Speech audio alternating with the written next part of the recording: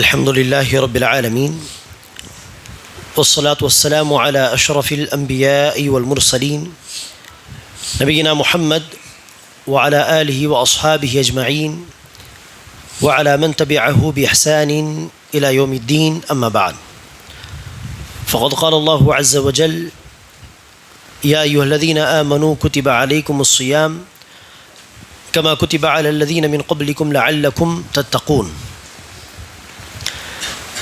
கண்ணியமிக்க சகோதர சகோதரிகளே, ரமதானுடைய மிக இறுதி கட்டத்தில் நாம் இருக்கிறோம். இந்த தருணத்தில் இந்த ரமதான் மாதம் நமக்கு தரக்கூடிய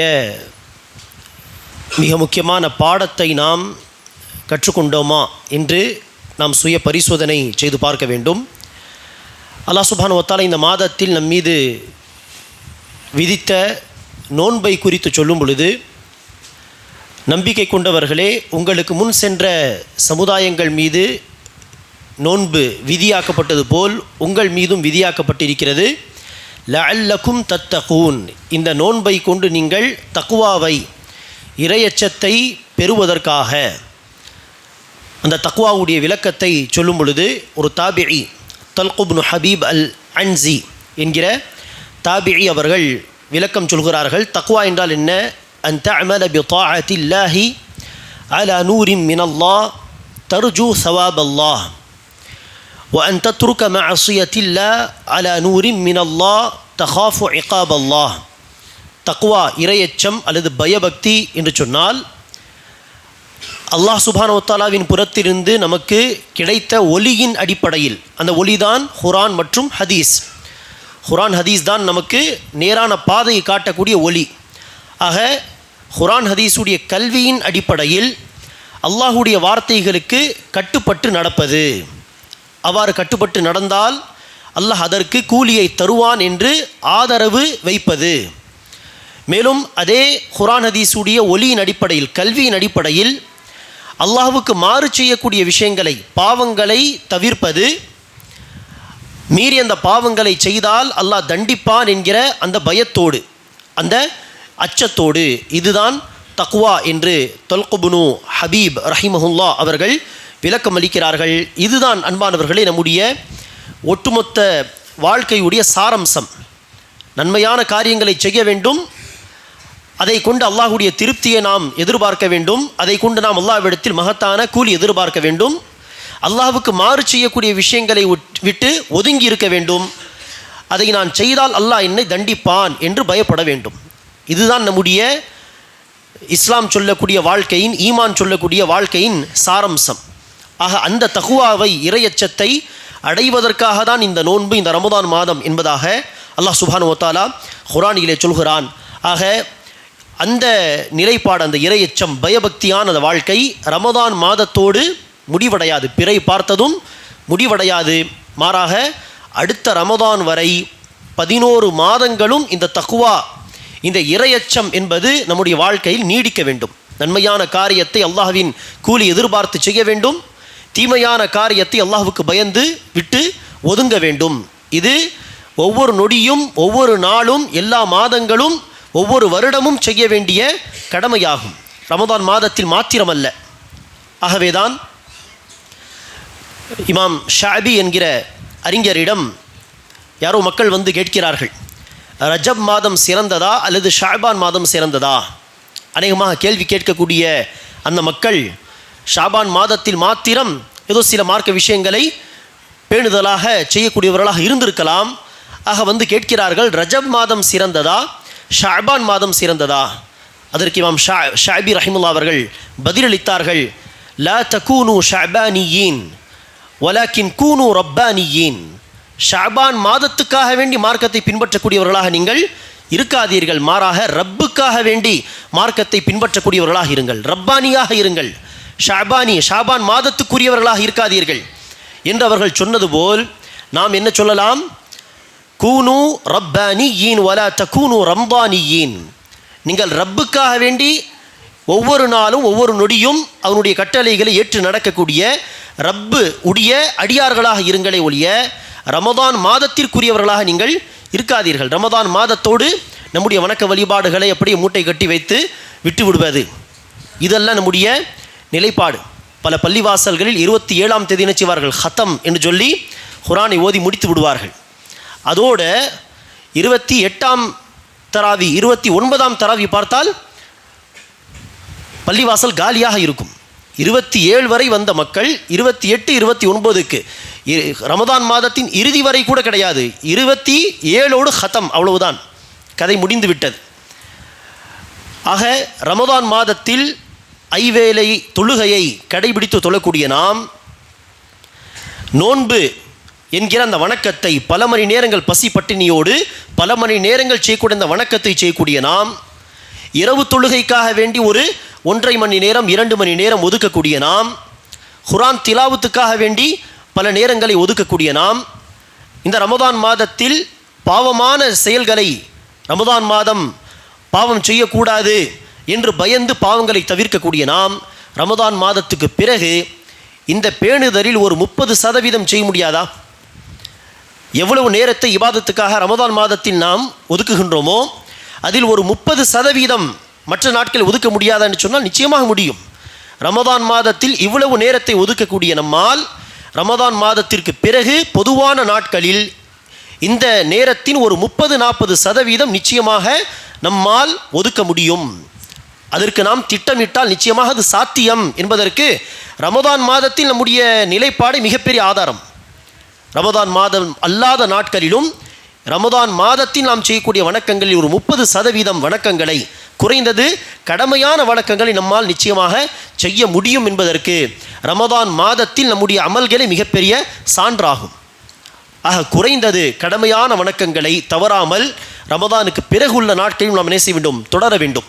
ஒரு சஹாபி வருகிறார், வந்து நபி ஸல்லல்லாஹு அலைஹி வஸல்லம் அவர்களிடத்தில் கேட்கிறார், யா ரசூலல்லாஹ், நான் ஐவேளை தொழுகை, ஃபர்தான தொழுகை தொழுது ரமதான் மாதம் வரும் பொழுது நோன்பு நோற்று அல்லாஹ் ஹராமாக்கிய விஷயத்தை ஹராம் என கருதி அதை விட்டு ஒதுங்கியிருந்து அல்லாஹ் எனக்கு அனுமதித்த ஹலாலான விஷயங்களை ஹலாலாக கருதி அதை மட்டுமே பயன்படுத்தி கொண்டு நான் வாழ்ந்தால், இத்தனை விஷயங்கள் மட்டுமே செய்தால், இதை மீறி நான் அதிகமாக ஒன்றும் செய்யவில்லை, இப்போது நான் சொன்ன இந்த விஷயங்களை மட்டுமே நான் வாழ்க்கை முழுவதும் கடைபிடித்தால் அதுஹுலுல் ஜன்னா, நான் சொர்க்கத்தில் நுழைந்து விடுவேனா என்று கேட்க நபி ஸல்லல்லாஹு அலைஹி வஸல்லம் சொன்னார்கள், ஆம், நீங்கள் சொன்ன இந்த விஷயங்களை செய்தால் சொர்க்கத்தில் நுழைய முடியும்.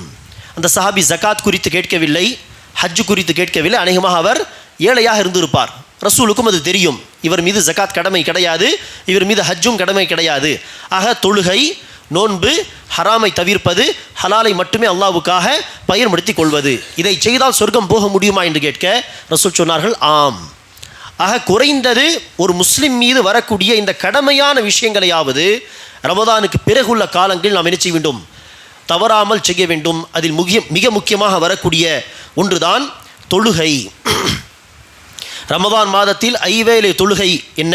ஐவேளை தொழுகை, சில சுன்னத்தான தொழுகை, குறிப்பாக இரவு தொழுகை கடைபிடித்து தொழக்கூடிய நாம் ரமதானுக்கு பிறகு கடமையான தொழுகை கூட சரியாக தொழுவதில்லை என்று சொன்னால் நாம் ரப்பானி கிடையாது, ரப்பை வணங்கக்கூடியவர்கள் கிடையாது.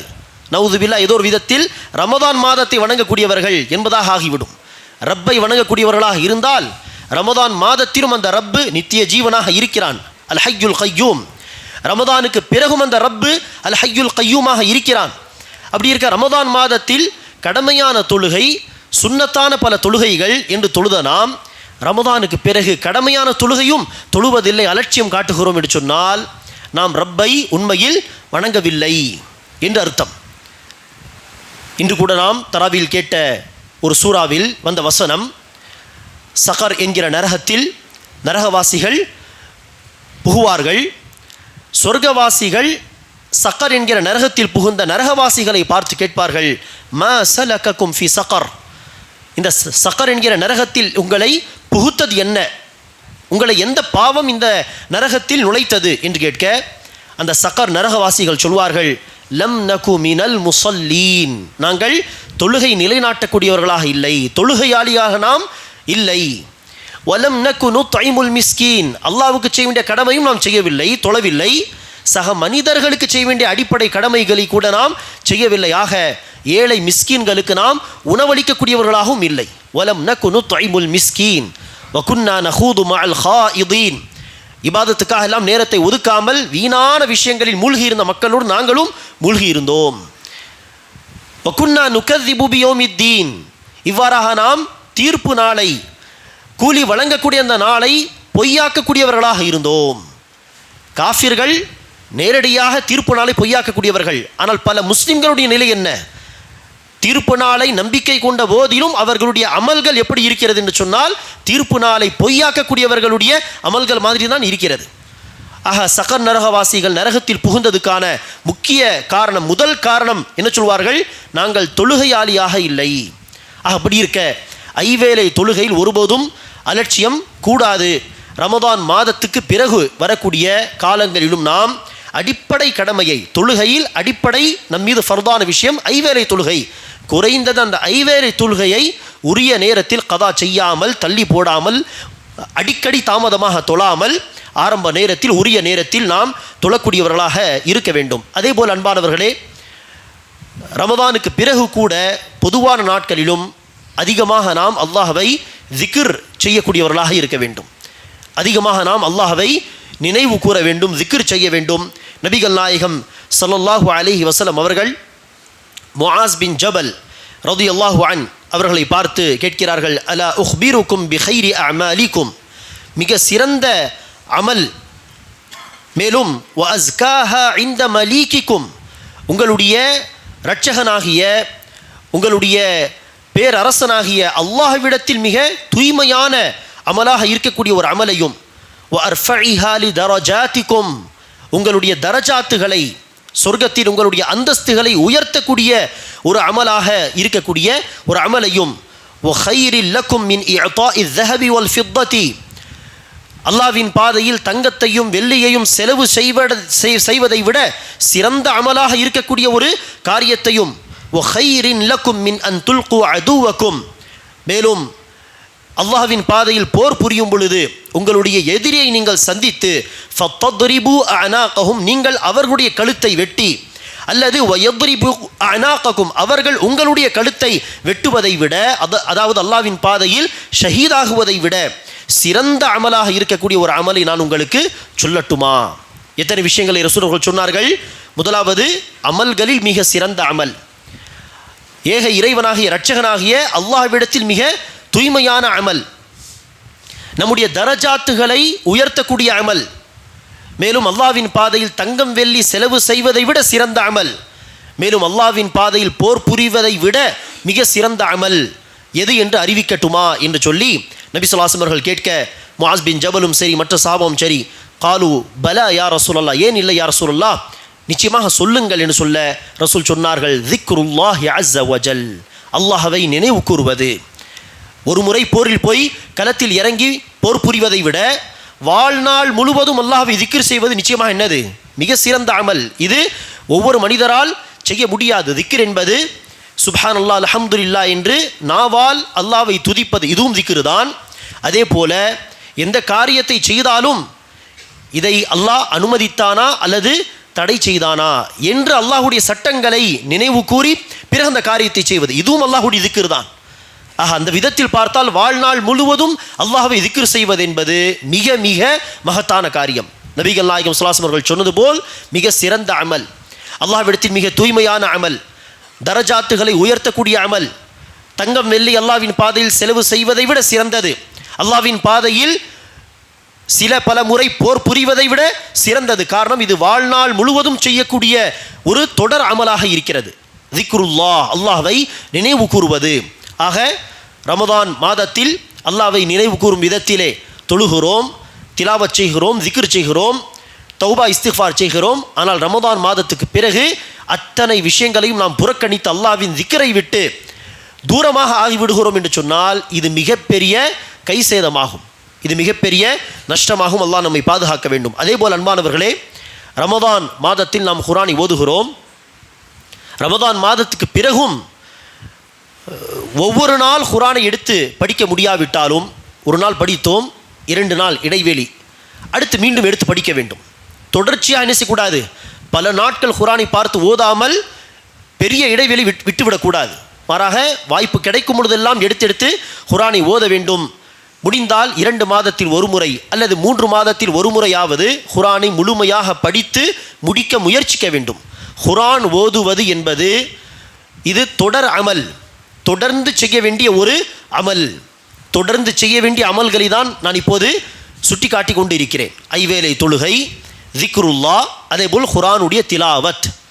இது சில சந்தர்ப்பங்கள் செய்யக்கூடிய அமல் கிடையாது. இது ஒவ்வொரு முஸ்லிமும் தன்னுடைய வாழ்நாள் முழுவதும் மௌத்தை சந்திக்கும் வரை தொடர்ச்சியாக செய்ய வேண்டிய அமல்களில் ஒன்றுதான் குர்ஆன் திலாவத். நபி ஸல்லல்லாஹு அலைஹி வஸல்லம் அவர்கள் நபியாக்கப்பட்ட, தூதுத்துவம் வழங்கப்பட்ட ஆரம்பத்திலேயே அல்லாஹ் சுப்ஹானஹு வ தஆலா ரசூலுக்கு கட்டளையிட்ட வணக்கங்களில் ஒன்றுதான் குர்ஆன் திலாவத் ஆகும்.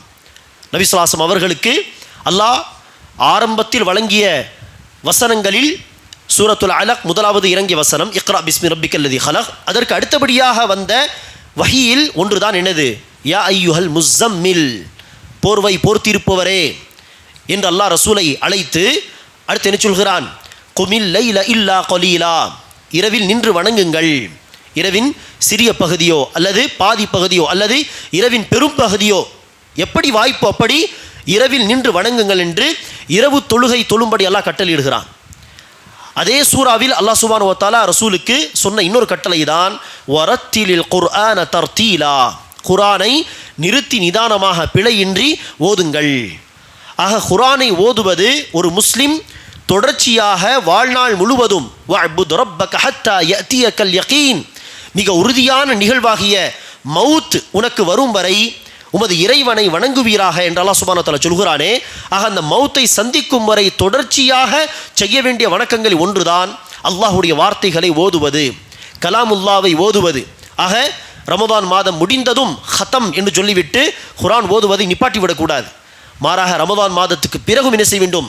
அவ்வப்போது குர்ஆனை எடுத்து ஓத வேண்டும். ஒவ்வொரு நாள் ஓதுவது கடமை கிடையாது நிச்சயமாக, ஆனால் அடிக்கடி குர்ஆன் ஓதுவது கட்டாய கடமை. ஆனால் ஓதுவதே கிடையாது, புறக்கணித்தபடியே நாம் இருக்கிறோம் என்று சொன்னால் நிச்சயமாக அது மிகப்பெரிய ஒரு பாவமாகும், அல்லாஹுடைய கலாமை புறக்கணிக்கக்கூடிய ஒரு செயலாகும். அடுத்தபடியாக அன்பானவர்களே, மிக முக்கியமாக மார்க்க கல்வியை தேடுவது. மார்க்க கல்வியை தேடுவதும் என்னது? தொடர்ச்சியாக செய்ய வேண்டிய, வாழ்நாள் முழுவதும் தொடர்ந்து செய்ய வேண்டிய ஒரு வணக்கமாகும். அதற்கென்று எல்லோரும் கிளம்பி மதரசாவுக்கு போக வேண்டும் என்ற அர்த்தம் கிடையாது. எல்லோரும் மதரசாவுக்கு போய் படிப்பது இது கட்டாய கடமை கிடையாது. அதாவது ஃபர்து ஐன் கிடையாது. ஒவ்வொரு முஸ்லிம் மீது அது கடமை கிடையாது. என்னது? மார்க் அறிஞர்கள் எங்கு இருப்பார்களோ அவர்களை தேடி செல்வது, மதரசாக்கள் எங்கு இருக்குமோ, எங்கு மார்க் அறிஞர்கள் வந்து பாடம் நடத்துவார்களோ அந்த இடங்களுக்கெல்லாம் பயணம் செய்து போவது, தன்னுடைய வாழ்நாளின் சில வருடங்களை அதுக்காக வேண்டி ஒதுக்குவது, இது ஒவ்வொரு முஸ்லிம் மீது கட்டாய கடமை கிடையாது. அல்லாஹ் சுப்ஹானஹு வ தஆலா குர்ஆனில் சொல்கிறான், தௌபா அத்தியாயத்திலே, ஃபலௌலா நஃபர மின் குல்லி ஃபிர்கத்தின் மின்ஹும் தாயிஃபத்துன் லியதஃபக்கஹு ஃபித்தீன், உங்களில் ஒவ்வொரு கூட்டத்திலும் ஒரு சாரார், அதில் சில பேர் புறப்பட்டு சென்று, அதாவது அறிஞர்களை நோக்கி, மார்க்க அறிஞர்களை நோக்கி சென்று அவர்களிடம் மார்க்க கல்வியை கற்க வேண்டும். மேலும் அவர்கள் திரும்பி வந்த பிறகு தன்னுடைய சமூகத்தை, தன்னுடைய மஹல்லாவாசிகள், தன்னுடைய ஊர்வாசிகளை அச்சமூட்டி எச்சரிக்கை செய்ய வேண்டும் என்று அல்லாஹ் சுப்ஹானஹு வ தஆலா வலியுறுத்துகிறான். ஆக இதை வலியுறுத்தி சொல்லும் பொழுதே அல்லாஹ் சொன்ன வார்த்தை என்னது? ஒவ்வொரு கூட்டத்திலும் ஒரு சாரார், சில பேர் என்றுதான் அல்லாஹ் சொல்கிறான். ஆனால் சில பேர் இவ்வாறு செய்வது கட்டாய கடமை, ஒவ்வொரு மஹல்லாவிலும் ஒவ்வொரு ஊரிலும். இப்போது இந்த மஹல்லா இருக்கிறது, இங்கு பல நூற்றுக்கணக்கான முஸ்லீம் ஃபேமிலிஸ் இருக்கிறார்கள் என்று சொன்னால், இந்த மஹல்லாவில் இருந்து அவ்வப்போது சில பேர் குர்ஆன் ஹிஃப்து செய்வது. இப்போது பாருங்கள், அல்ஹம்துலில்லாஹ், நம்முடைய மஹல்லாவில் இப்போது தொலை வைக்கக்கூடியவரும் நம்முடைய மஹல்லாவை சார்ந்தவர், சென்ற வருடம் தொலை வைத்தவரும் நம்முடைய மஹல்லாவாசி தான். இப்படி மஹல்லாவில் சில ஹாஃபிதுகள் இருக்க வேண்டும் கட்டாயம். யாரும் குர்ஆன் ஹிஃப்து செய்வதற்காக இந்த மஹல்லாவிலிருந்து போவதே கிடையாது என்று சொன்னால் இந்த மஹல்லாவாசிகள் எல்லோரும் குற்றவாளிகள். சரி, இந்த மஹல்லாவிலிருந்து சில பேர் என்ன செய்ய வேண்டும்? அவசியம் குர்ஆன் ஹிஃப்து என்கிற அந்த கல்வியை தாண்டி அந்த குர்ஆனுடைய கல்வியை கற்பது, ஆலிம்களாக தன்னை உருவாக்கி கொள்வது என்கிற அந்த உன்னதமான நோக்கத்தோடு மதரசாக்களை நோக்கி, உலமாக்களை நோக்கி போக வேண்டும். தன்னுடைய வாழ்க்கையின் சில வருடங்களை அந்த கல்வி தேடுதலுக்காக ஒதுக்க வேண்டும். ஆழமான குர்ஆன் ஹதீஸுடைய கல்வியை கற்று தன்னுடைய ஊருக்கு வந்து என்ன செய்ய வேண்டும்? பணிகள் செய்ய வேண்டும். சில பேர் செய்தால் போதுமானது. ஆனால் இவ்வளவு பெரிய மஹல்லா, நூற்றுக்கணக்கான முஸ்லிம் குடும்பங்கள், வீடுகள். ஆனால் மார்க்கம் கற்றறிந்த ஆலிம்கள் என்று சொல்வதற்கு இந்த மஹல்லாவில் யாரும் கிடையாது என்று சொன்னால் அத்தனை மஹல்லாவாசிகளும் குற்றவாளிகள். ஆக ஒவ்வொரு மனிதன் மீது இது கட்டாய கடமை கிடையாது. ஆனால் சில பேர் அவசியம் இந்த கடமையை செய்ய வேண்டும் என்கிற தரத்தில் உள்ள கடமை. ஆனால் ஒவ்வொரு முஸ்லிம் மீது வரக்கூடிய கடமை என்னது? அடிப்படை மார்க்க கல்வியை தேடுவது. அந்த அடிப்படை கல்வியை தேடுவதற்கான ஒரு வாய்ப்பு தான் என்னது? ஒவ்வொரு மஹல்லாவிலும் குறிப்பாக குர்ஆன் ஹதீஸ் அடிப்படையிலான பள்ளிவாசல்கள் இருந்தால், குர்ஆன் ஹதீஸ் அடிப்படையிலான பள்ளிவாசல்கள் இல்லை என்று சொன்னால் பெரும்பாலான அத்தகைய பள்ளிவாசல்களில் இமாமுக்கு என்ன தெரியாது? மார்க்க கல்வி தெரியாது. இமாமுக்கு அடிப்படை விஷயங்கள் தெரியாது. அவர் என்ன மக்களுக்கு சொல்லித் தருவார்? அவர் என்ன தர்ஸில் மக்களுக்கு தேவையான விஷயங்களை எடுத்துரைப்பார்? பெரும்பாலான பள்ளிவாசல்களுடைய இமாம்கள் இப்படி தான் இருப்பார்கள். ஆனால் குர்ஆன் ஹதீஸ் அடிப்படையிலான பள்ளிவாசல்கள் என்று சொன்னால் அல்ஹம்துலில்லாஹ் பெரும்பாலும் மார்க்க கல்வி அறிந்தவர்களாக இருப்பார்கள். அப்படிப்பட்ட பள்ளிவாசல்களில் ஜும்மா உரை அல்லது சண்டே பயான் அல்லது சில தொழுகைகளுக்கு பிறகு பேசக்கூடிய ஒரு 10 நிமிட சிறிய தர்சுகள், இதெல்லாம் தனக்கு தேவையான கல்வி கற்கக்கூடிய வாய்ப்புகள். இதையெல்லாம் பயன்படுத்தி உங்களுக்கு தேவையான மார்க்க கல்வியை கற்பது உங்கள் மீது கட்டாய கடமை.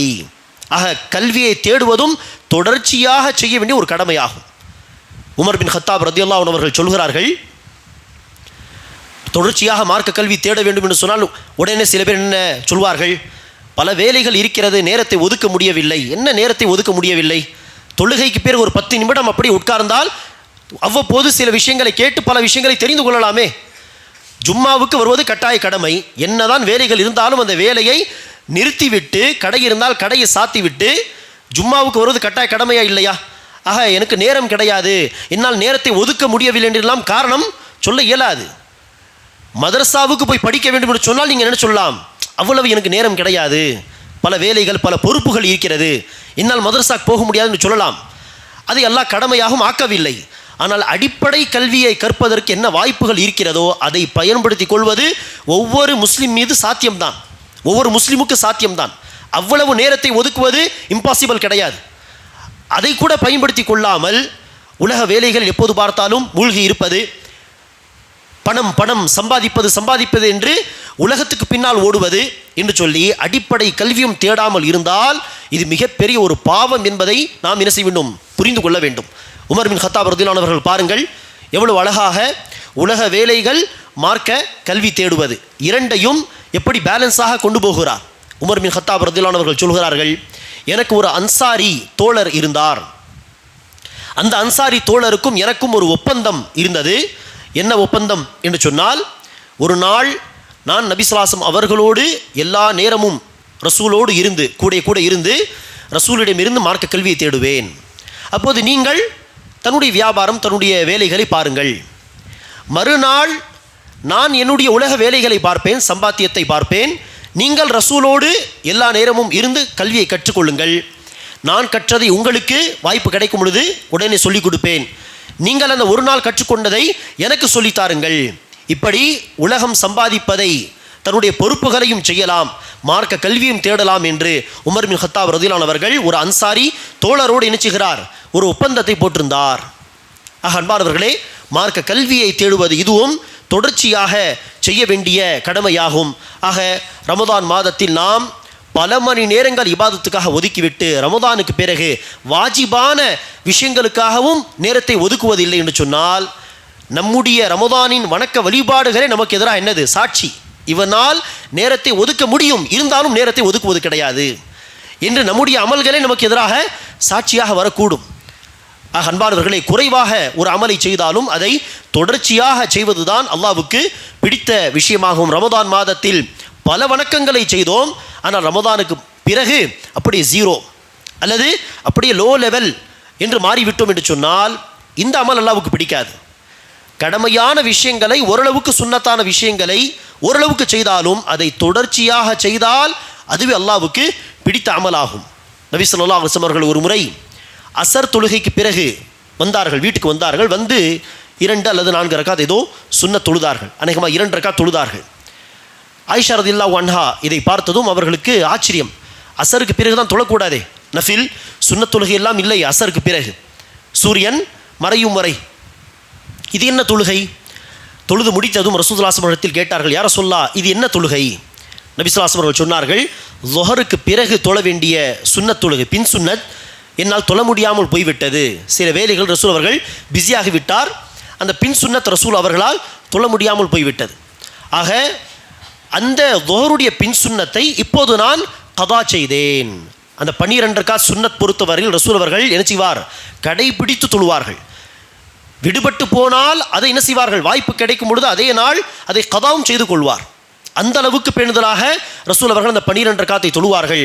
ஆக ஸுஹருக்கு பிறகு விடுபட்ட அந்த பின் சுன்னத் 2 ரக்காத்தை வாய்ப்பு கிடைத்ததும் அசருக்கு பிறகு என்ன செய்தார்கள்? ரசூல் அவர்கள் கதா செய்தார்கள். இது ஒரு முறை ரசூல் அவர்கள் பின் சுன்னத்தை கதா செய்வதற்காக தொழுத தொழுகை. ஆனால் ஆயிஷா ரலியல்லாஹு அன்ஹா அவர்கள் சொல்கிறார்கள், இதற்கு அடுத்து ரசூல் ஸல்லல்லாஹு அலைஹி வஸல்லம் அவர்கள் அசருக்கு பிறகும் 2 ரக்காத்தை என்ன செய்தார்கள்? தொடர்ச்சியாக பல முறை தொழுதார்கள் என்பதாக சொல்கிறார்கள். இதை நாம் என்ன செய்யக்கூடாது? நாம் இதை பின்பற்றக்கூடாது. நமக்கு தடை உண்டு, அசருக்கு பிறகு தொழக்கூடாது என்கிற தடை உண்டு. இது ரசூல் அவர்களுடைய ஒரு பிரத்யேகமான அமல் என்பதாக தான் நாம் அதை புரிந்து கொள்ள வேண்டும். ரசூல் அவர்கள் ஏன் இப்படி செய்தார்கள்? அந்த காரணத்தையும் ஆயிஷா ரலியல்லாஹு அன்ஹா சொல்லும் பொழுது சொல்கிறார்கள், நபி ஸல்லல்லாஹு அலைஹி வஸல்லம் அவர்களிடத்தில் மிக பிரியமான அமல் எதுவென்று சொன்னால் தொடர்ச்சியாக செய்யக்கூடிய அமல். ஆகவே தான் நபி ஸல்லல்லாஹு அலைஹி வஸல்லம் அவர்கள் ஏதோ ஒரு முறை தொழுதோம் என்று இல்லாமல் ரசூல் அவர்கள் அடிக்கடி அப்படி தொழக்கூடியவர்களாக இருந்தார்கள் என்று ஆயிஷா ரலியல்லாஹு அன்ஹா அவர்கள் குறிப்பிடுகிறார்கள். நபி ஸல்லல்லாஹு அலைஹி வஸல்லம் அவர்கள் ஒரு ஹதீஸிலே சொல்கிறார், இன்ன அஹப்பல் அஅமாலி இலல்லாஹி அத்வமுஹா வ இன் கல். அல்லாஹ்விடத்தில் மிக பிரியமான அமல் தொடர்ச்சியாக ஒரு அடியார் செய்யக்கூடிய அமல் தான், அது குறைவாக இருந்தாலும் சரி. ஆக அன்பானவர்களே, ரமதானுடைய மாதத்துக்கு பிறகு நாம் குறைவாக அமல் செய்தாலும் பிரச்சனை இல்லை, தப்பில்லை. குறைந்தது வாஜிபான அமல்களை நாம் தவறாமல் தொடர்ச்சியாக செய்ய வேண்டும். ரமதான் மாதத்தின் வணக்கசாலிகளாக நாம் இருந்துவிடக்கூடாது. மாறாக எல்லா நேரமும் ஒவ்வொரு நாளும் அல்லாஹ்வை வணங்கக்கூடிய ரப்பானி அடியார்களாக நாம் இருக்க வேண்டும். அல்லாஹ் சுப்ஹானஹு வ தஆலா சொல்லக்கூடிய எனக்கும் கேட்கக்கூடிய உங்கள் அனைவருக்கும் அந்த பாக்கியத்தை தருவானாக. யார் இவ்வாறு கடமையான வணக்கங்களை தவறாமல் இஸ்திகாமத்தோடு வாழ்நாள் முழுவதும் மௌத்தை சந்திக்கும் வரை தொடர்ச்சியாக செய்வார்களோ, அத்தகைய மக்களுடைய மரண நேரத்திலே மலக்குமார்கள் இறங்கி வருவார்கள். யார் இஸ்திகாமத்தோடு இருந்தார்களோ தன்னுடைய மார்க்க விஷயங்களிலே, மலக்குமார்கள் இறங்கி வந்து நற்செய்தி சொல்வார்கள், அல்லாஹ் உங்களுக்கு சொர்க்கத்தை வாக்களித்தான், அந்த சொர்க்கம் உங்களுக்கு உண்டு, நாம் உங்களுக்கு நண்பர்களாக இந்த இம்மையிலும் மறுமையிலும் இருக்கிறோம் என்று அல்லாஹ் சுப்ஹானஹு வ தஆலா நற்செய்தி சொல்வான். மலக்குமார்களை அனுப்பி வைத்து அப்படிப்பட்ட நற்செய்தி அடையக்கூடிய நன்மக்களாக அல்லாஹ் சுப்ஹானஹு வ தஆலா நம் அனைவரையும் ஆக்கி அருள்வானாக. ஆமீன். வாஹிரு தஅவானா அனில் ஹம்துலில்லாஹி ரப்பில் ஆலமீன். சுப்ஹானக்கல்லாஹும்ம வ பிஹம்திக அஷ்ஹது அல்லா இலாஹா இல்லா அன்த அஸ்தக்ஃபிருக வ அத்தூபு இலைக்.